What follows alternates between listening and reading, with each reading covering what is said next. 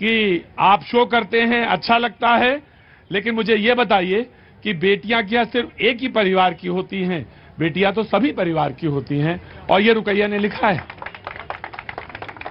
और रुकैया ने लिखा ये कि बेटियां क्या सिर्फ एक ही परिवार की थोड़ी ना होती हैं, बेटियां तो सभी परिवार की होती हैं। और जब बोलिए तो सबके लिए बोलिए। मैं रुकैया आपकी बात से सहमत हूं। अपराध समाज के खिलाफ होता है और समाज को ही उठकर उसका सामना करना चाहिए और खड़े होना चाहिए। उसमें फिर भेदभाव नहीं करना चाहिए। कोई हो, कोई भी हो, सजा सजा ही मिलनी चाहिए। और बिल्कुल बिल्कुल आप यू आर फ्री टू से, यू आर फ्री टू। मैं जब इनके बीच में शो करता हूं तो मुझे मालूम है कि आपकी तरफ से प्रतिक्रिया आएगी, जरूर आए। मैं बिल्कुल मैं चाहता हूं कि आए, बहस हो, लेकिन मुझे मालूम है कि अगर रुकैया लिख रही हैं तो इसलिए लिख रही हैं मुझे कि अपराध तो किसी एक के खिलाफ थोड़ी ना है और किसी एक बेटी के खिलाफ थोड़ी ना है। जो अपराध हुआ उसको पूरे कैनवस समाज के हिसाब से देखना चाहिए। जी ऑफकोर्स, आपने कुछ कहा था, उसी का रिएक्शन था ये जी। और बैंगलोर से मेरे पास एक और प्रतिक्रिया है और वो प्रतिक्रिया भी मैं पढ़ना चाहता हूं, थोड़ा सा बेयर विद मी जी। प्रवीण साहब हैं, प्रवीण राजदान साहब।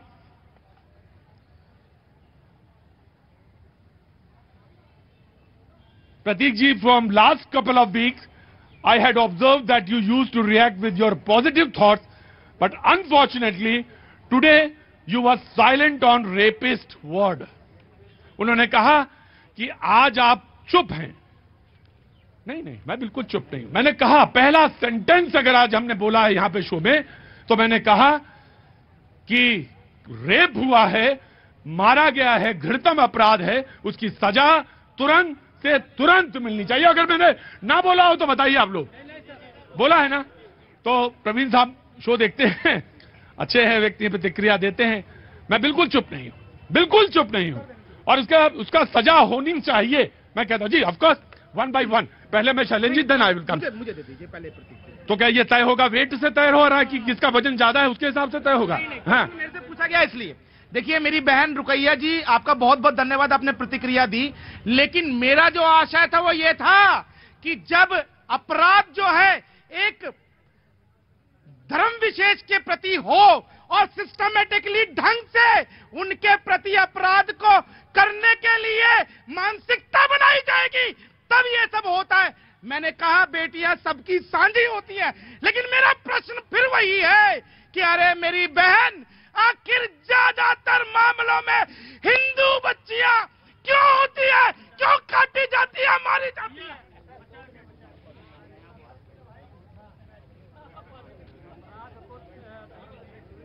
मैथिल साहब, इतने दूर मत निकल जाइए कि लौटना समाज में मुश्किल हो जाए।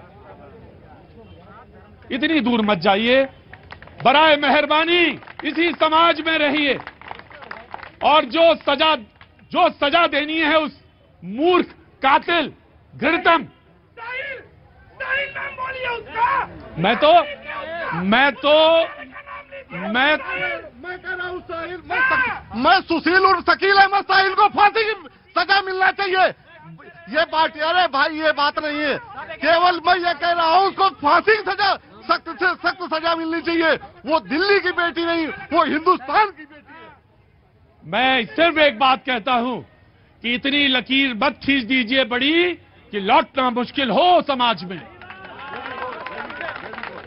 हम बांट के कहां तक जाएंगे, कितना बांटेंगे, मुझे मालूम है। मैं बोल ही दूं क्या मुंह से? शब्द अच्छा नहीं लगता, बच्चे देखते मेरे छोटे छोटे। सच बता रहे, मुझे बहुत दुख होता है। मैं नहीं शब्द इस्तेमाल करता, मेरा जबान लड़खड़ा जाती है। वो शब्द कितना कठोरतम मैं बोल सकता हूं, बोलना चाहूं तो बोल दूंगा मैं। एक सेकंड देर नहीं लगेगी मुझे। खाल निकाल के भूसा ही भरवा दे क्या? भरवा दीजिए, लेकिन करिए जल्दी। जो न्याय कहता है वही करिएगा। न्याय जी।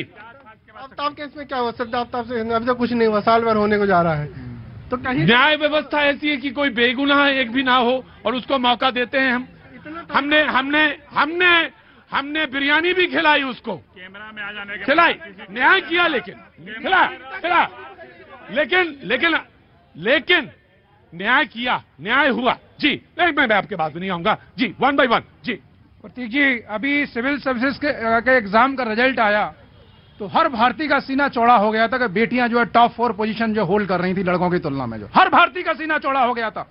दूसरी तरफ इस तरह की घटनाएं होती हैं तो मैं फिर कह रहा हूं, देश के अंदर पुलिसिंग कितनी है, कितनी संख्या है, तो आप अगर चाहें कि किसी भी पार्टी की सरकार हो जाए, चाहे कांग्रेस हो जाए, बीजेपी हो जाए, आम आदमी हो जाए, पुलिसिंग अगर ये चाहे कि अपराध खत्म कर दे, नहीं हो सकता।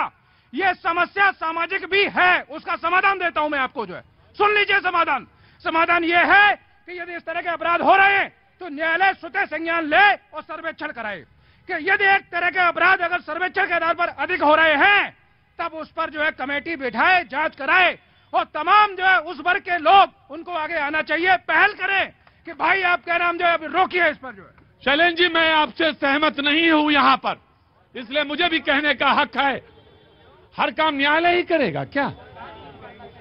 नहीं, हम सरकार चुनते हैं, सरकार बनती है और उसके बाद एक पुलिसिंग है। मतलब पार्लियामेंट, नया पार्लियामेंट बहिष्कार ना हो इसके लिए भी पार्लियामेंट जाएंगे, न्यायालय जाएंगे।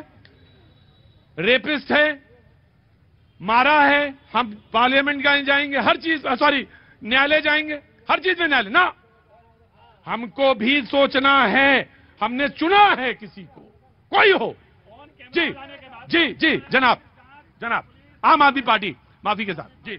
वैसे तो आज का शो 9 साल पे था और आप 9 साल पे बोलिए, कोई दिक्कत नहीं, ये शो कहीं भी जा सकता। देखिए, मैंने इतनी छूट हमेशा दी है, लिबर्टी दी है, बोलने वाले को भी दी है, पैनलिस्ट को भी दी है, जो बाद में शो में आए हैं उनको भी दी है। आप बिल्कुल निसंकोच होकर बोलिए जी। लेकिन मुझे लगता है कि स्वास्थ्य भी एक सरकारों का विषय होता है, तो कम से कम बीपी की दवाई कुछ आपने यहाँ कुछ लोगों के लिए जरूर लेके आया करिए। खैर एक चीज और मैं कहता हूँ, एक चीज और मैं कहता हूँ, इनसे बोलिए पहले अपने झाड़ू खटका जो है ना वो बढ़िया सा मंगा लीजिए, जो शराब के दलाली से 171 करोड़ रुपए का बंगला बनाया है। हमेशा लेट आते हैं वहाँ सफाई करके जाते हैं। पिछली बार तो 40 बोल रहे थे, अभी 171 में चले गए। खैर चलिए, एक बड़ा अच्छा कोइंसिडेंस है, बड़ा एग्रेसिव उस तरीके से बात करने का मतलब नहीं है। फरवरी में एक साहिल गहलोत नाम का लड़का अपने शादी करने के दिन अपनी गर्लफ्रेंड को काट के फ्रिज में रख के चला गया, वो भी दिल्ली का ही रहने वाला था। एक वो भी साहिल था और एक ये भी साहिल है, ये दोनों बराबर है और कानून दोनों को ही समान सजा देगी, उनके जो कर्म है, उनके जो कुकर्म है, उसी आधार पर। देखिए कोइंसिडेंस है कि आज का अपराधी भी साहिल है और जो फरवरी में इसी दिल्ली में जो फ्रिज में रख के काट के चला गया था वो भी साहिल था, साहिल गहलोत था वो। हिंदू और मुसलमान इस तरीके की बातें, आज की इस तरीके की बात पे चर्चा करने का कोई मतलब नहीं बनता जी।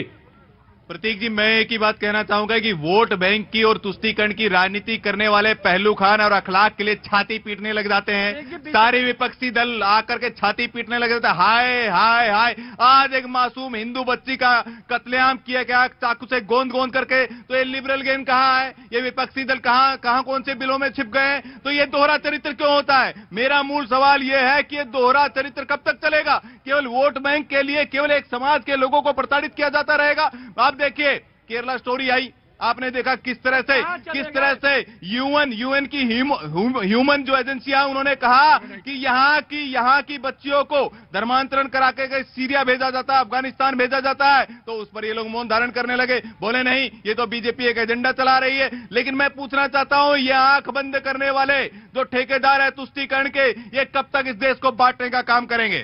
जी ठीक है। मुझे एक सवाल जब मैं पढ़ रहा था तो मुझे कहा गया, अगर मैं नहीं पढ़ूंगा तो ये मेरे पर भी गलत है, और ये कहा गया कि जो कैंडल लाइट निकालते हैं वो आज कहां हैं, वो मौन क्यों है? उधर वाला सवाल था। मैंने हर तरफ के सवालों को बराबर रखने का मेरा काम है, दायित्व है। और मैंने कहा कि आज उन्होंने ये भी पूछा मुझसे बैंगलोर से कि जो कैंडल लाइट निकालते हैं वो, और आज उन्होंने मुझ पर यह आरोप लगाया कि मैं चुप हूं इस मसले पे, जो मैंने अपनी बात में स्पष्टीकरण दिया। जी ऑफ कोर्स, योर नंबर। जो घटना हुई बेहद शर्मनाक और समाज के लिए भी बेहद शर्मनाक घटना हुई, दुखद हुई, शर्म से सर नीचे झुक जाना चाहिए। लेकिन हम ये जानना चाहते हैं कि कब तक साक्षी को कोई शाहिल ही कत्ल करेगा तो इनका खून खौलता रहेगा? कभी साक्षी को कोई सुशील भी खून करे या कत्ल करे तब भी इनका खून खौलना चाहिए? पानी क्यों हो जाता है? पानी क्यों हो जाता है? ये लोग ऐसे लोग हैं, समाज में फैले हुए असली दीमक यही हैं। ये नहीं चाहते हैं कि महिलाओं को सशक्तिकरण हो, महिलाओं का अरे चुप रहिए, चुप रहिए। बलात्कारियों के पक्ष में तिरंगा यात्रा निकलने वाले हैं ये, बलात्कारियों के पक्ष में तिरंगा निकालने वाले हैं ये, जम्मू में बलात्कारियों के पक्ष में तिरंगा निकालते हैं ये। शर्म नहीं आती आपको? बलात्कारियों को पैरोल पे बाहर निकालते हैं क्योंकि आपको इलेक्शन लेना होता है, उनसे वोट लेना होता है। चिल्लाइए नहीं, चिल्लाइए नहीं, देश जानता है आपको हिंदू